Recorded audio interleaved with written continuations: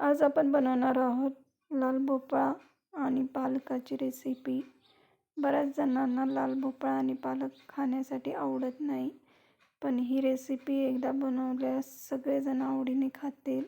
एकदा नक्की करून बघा। त्यासाठी लाल भोपळा बारीक चिरून घेतलेला आहे आणि कढईत थोडंसं तेलावर परतून 5 ते 10 मिनिटं चांगलं शिजवून घेतला आहे।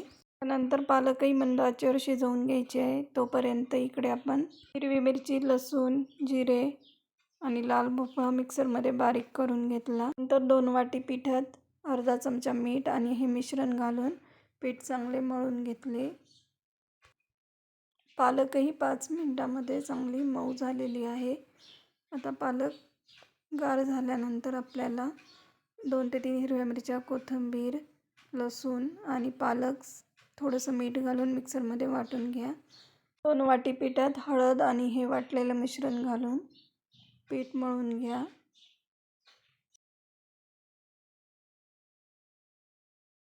आता हे पीठ 5 ते 10 मिनिटं भिजू द्या। तोपर्यंत पॅनमध्ये 2 चमचे तेल घेऊन 3 ते 4 हिरव्या मिरच्या, 7 ते 8 लसूण पाकळ्या, अर्धा चमचा मीठ, पिकलेला टोमॅटो बारीक चिरून त्यामध्ये घाला। शिजवून गार करून हे मिक्सरमध्ये वाटून घ्या।